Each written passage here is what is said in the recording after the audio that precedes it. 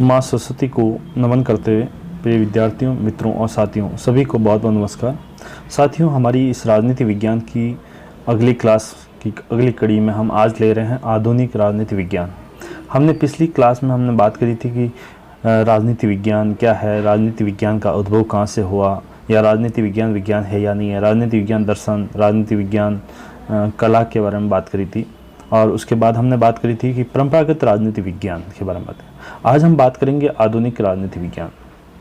देखिए, आधुनिक राजनीति विज्ञान की जो शुरुआत है वो द्वितीय विश्व युद्ध के बाद राजनीति विज्ञान में आधुनिक परिप्रेक्ष्य का प्रादुर्भाव हुआ था और राजनीति शास्त्र को न केवल विज्ञान बल्कि एक प्राकृतिक विज्ञान की भांति विज्ञान बनाने का प्रयत्न किया गया था। कहने का तात्पर्य साथियों कि हमारे जो सेकेंड वर्ल्ड वार है, वैसे हम इसकी एक सीमा रेखा नहीं खींच सकते हैं, लेकिन एक अनुमानित रेखा ये मानी जाती है कि हमारा जो द्वितीय विश्व युद्ध है, उस द्वितीय विश्व युद्ध के बाद हमारे राजनीति विज्ञान को भी अन्य विज्ञानों की तरह, जैसे अन्य विज्ञानों की तरह हमारे भी इसको भी एक नेचुरल साइंस यानी एक प्राकृतिक विज्ञान बनाने का प्रयास हमारे राजनीतिक विचारकों ने किया और इसी कड़ी में कदम उठाया गया था। ध्यान दें कि राजनीति विज्ञान का जो आधुनिक जो दृष्टिकोण है, उसका दूसरा नाम है व्यवहारवादी क्रांति के नाम से भी जानते हैं। यानी हम आधुनिक राजनीति विज्ञान को दूसरे नाम शब्दों में बात करें तो व्यवहारवादी क्रांति के नाम से भी इसको पुकारते हैं। ये शिकागो विश्वविद्यालय अमेरिका के राजनीतिक शास्त्रियों ने राजनीति विज्ञान को अधिक वैज्ञानिक बनाने का प्रयास किया गया था और इस विद्यालय में नए राजनीति विज्ञान का नेतृत्व चार्ल्स मेरियम ने किया था। यानी चार्ल्स मेरियम ने एक नया एक्सपेरिमेंट शुरू किया गया था और कहाँ किया गया था? शिकागो विश्वविद्यालय अमेरिका के अंदर। इसी कारण से चार्ल्स मेरियम को व्यवहारवाद का बौद्धिक अग्रदूत भी कहा जाता है। चार्ल्स मेरियम को यहाँ व्यवहारवाद का जनक भी कहा जाता है और इसको हम बहुत ही बारीकी से व्यवहारवाद के अध्ययन में इस पर गहनता से विचार किया गया। देखिए, यहाँ अपन बात करते हैं कि आधुनिक राजनीतिक विज्ञान में क्या एक नया मोड़ आया, क्या राजनीति विज्ञान में किस बिंदु पर विशेष ध्यान दिया गया। तो ध्यान रखना, इस पर हमारा प्रत्यक्षवाद, मनोविज्ञान, अनुभववाद और प्रक्रियावाद का प्रभाव पड़ा। यानी आधुनिक राजनीति विज्ञान एक या परंपरागत से आधुनिक राजनीति विज्ञान क्यों बना, इसमें प्रत्यक्षवाद, मनोविज्ञान, अनुभववाद, प्रक्रियावाद का प्रभाव पड़ा। और आधुनिक राजनीति विज्ञान शांति, सत्ता और औचित्य, मूल्य, नियंत्रण और सहभागिता और निर्णय प्रक्रिया, राज व्यवस्था का अध्ययन, मानव के राजनीतिक व्यवहार के परिप्रेक्ष्य में अनुभवमूलक पद्धति से करता है। यानी कहने का तात्पर्य साथियों, बात करते हैं कि जो आधुनिक राजनीति विज्ञान है वो मनुष्य के राजनीतिक व्यवहार का अध्ययन कर रहा है। और मनुष्य के राजनीतिक व्यवहार का अध्ययन किस आधार पर कर रहा है कि वर्तमान में जो आधुनिक राजनीति विज्ञान है वो शांति, सत्ता, औचित्य, मूल्य, नियंत्रण, सहभागिता, निर्णय प्रक्रिया और राज व्यवस्था में उस अनुभवमूलक पद्धति के माध्यम से कर रहा है।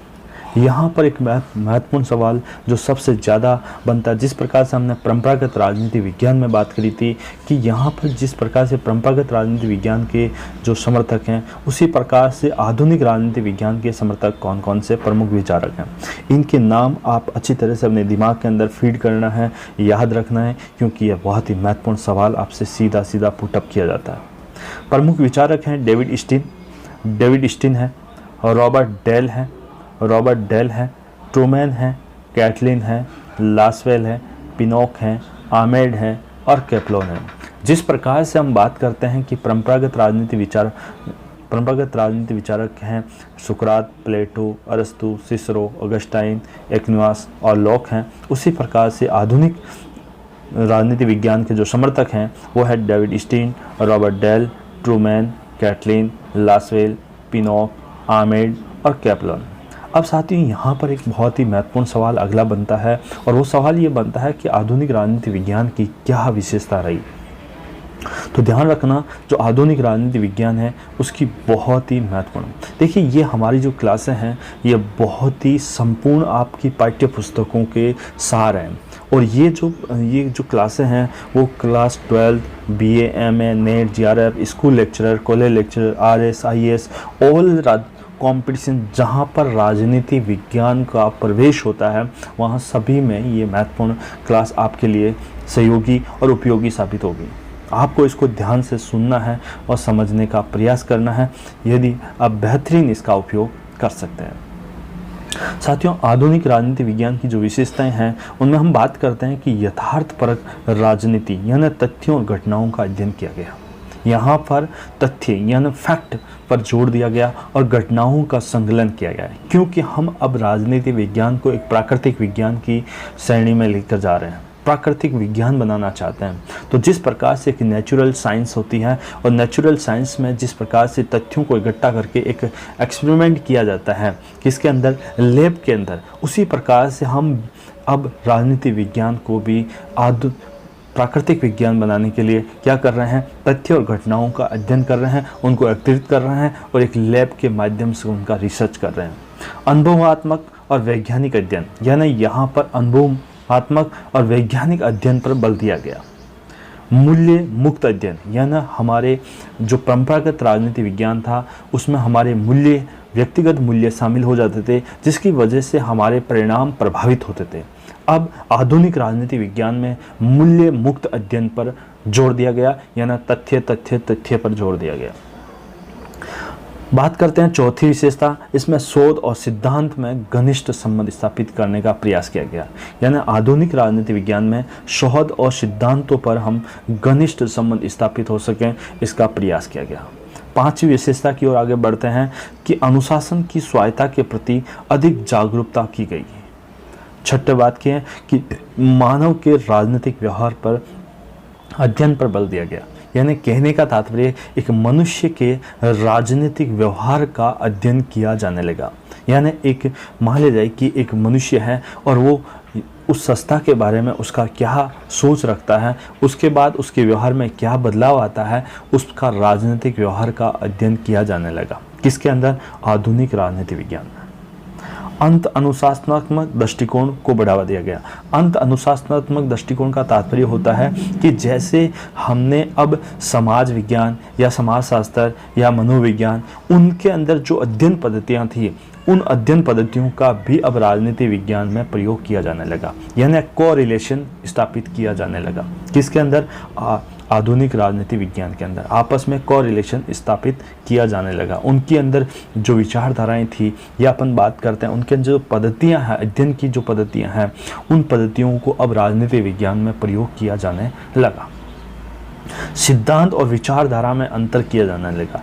यानी पहले सिद्धांत और विचारधारा को एक समझा जाता था, लेकिन अब सिद्धांत और विचारधारा को में अंतर किया जाने लगा। सामाजिक आर्थिक ढांचे का अध्ययन किया जाना है। सामाजिक जो आर्थिक ढांचा है उसका अध्ययन किया जाने लगा।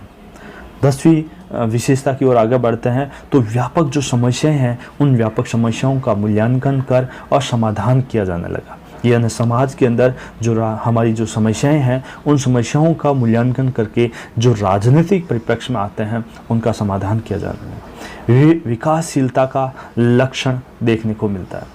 तो ये प्रमुख विशेषताएं हैं जो हमारी बात करते हैं कि आधुनिक राजनीति विज्ञान से संबंधित है। अब बात करते हैं साथियों, यहाँ पर जिस प्रकार से परंपरागत राजनीति विज्ञान के अंदर हमारी अध्ययन पद्धतियाँ थी, उसी प्रकार से आधुनिक राजनीति विज्ञान के अंदर भी कुछ हमारी प्रमुख अध्ययन पद्धतियों पर जोर दिया गया। और वो अध्ययन पद्धतियाँ कौन कौन सी हैं, याद रखना। पहली अध्ययन पद्धति है समाज वैज्ञानिक पद्धति। दूसरी हमारी पद्धति है व्यवहारवादी पद्धति। तीसरी हमारी अध्ययन पद्धति है अंत अनुशासनात्मक पद्धति। और चौथी हमारी महत्वपूर्ण पद्धति है मनोवैज्ञानिक पद्धति। ये चार पद्धतियां आपको याद रखनी है, क्योंकि इसका सीधा सीधा सवाल पुटअप किया जाता है और कई बार ऐसे पूछ लिया जाता है कि व्यवहारवादी पद्धति का संबंध किससे है। व्यवहारवादी पद्धति का मतलब व्यवहारवाद से संबंधित है और व्यवहारवाद बराबर आधुनिक राजनीतिक वैज्ञानिक, आधुनिक राजनीतिक वैज्ञानिक। इस प्रकार से आपको ये याद रखना होगा। अब इसी से जुड़े हुए कुछ महत्वपूर्ण जो फैक्ट हैं मैं आपको बात करते हैं। तो अगस्ट कॉम्टे को प्रत्यक्षवाद का प्रमुख प्रवर्तक माना जाता है। अगस्ट कॉम्टे है जिसने प्रत्यक्षवाद को जन्म दिया था, उसका मुख्य प्रवक्ता कौन है? कई बार ये सीधा सवाल पूछा जाता है कि प्रत्यक्षवाद का जन्म कौन है? August Comte. ग्राहम वॉल्स ने अपनी पुस्तक वुमन नेचर इन पॉलिटिक्स, ये किताब आपको याद रखनी है। ग्राहम वॉल्स की जो पुस्तक है वुमन नेचर इन पॉलिटिक्स में राजनीति शास्त्र में मनोविज्ञान का आरंभ माना जाता है। यानी इस पुस्तक के बाद ही राजनीति विज्ञान में मनोविज्ञान की शुरुआत मानी जाती है। कौन सी पुस्तक है? Woman nature in politics. किसने लिखी? ग्राहम वॉल्स ने लिखी। ऑथर बेंटल ने अपनी पुस्तक, ऑथर बेंटल ने, बहुत ही इंपॉर्टेंट है, the process of government. Author Bentley ने अपनी पुस्तक द प्रोसेस ऑफ गवर्नमेंट में राजनीति शास्त्र में यानी राजनीति विज्ञान में प्रक्रियावाद का सूत्रपात किया। यानी पहली बार प्रक्रियावाद का सूत्रपात कौन कर रहे हैं? ऑथर बेंटल कर रहे हैं। और कौन सी पुस्तक में कर रहे हैं? The process of the government में। लॉसवेल के शब्दों में राजनीति से तात्पर्य who gets what, when and how. Tocqueville ने एक नई दुनिया के लिए नई राजनीति की मांग की गई। टॉकविल ने नई दुनिया के लिए नई राजनीति की मांग की गई। ये फैक्ट है, सीधे सीधे आपसे सवाल पुटअप किए जा सकते हैं। वियना सर्किल का संबंध प्रत्यक्षवाद से है, जिसका शोध पद्धति के मूल्यों का पूर्ण बहिष्कार किया गया था। मनोविज्ञान ने विवेक के विरुद्ध विद्रोह का विचार दिया। मनोविज्ञान ने विवेक के विरुद्ध विद्रोह का विचार दिया। रॉबर्ट डेल ने अपनी पुस्तक हु गवर्नमेंट्स में अमेरिकी राजनीति को गहन विखंडन, सौदेबाजी, प्रतिस्पर्धी, प्रभुसत्ता की राजनीति का। रॉबर्ट डेल ने कौन सी पुस्तक? हु गवर्नमेंट में अमेरिकी राजनीति का गहन विखंडन, सौदेबाजी और प्रतिस्पर्धी प्रभुसत्ता पर राजनीति कहा।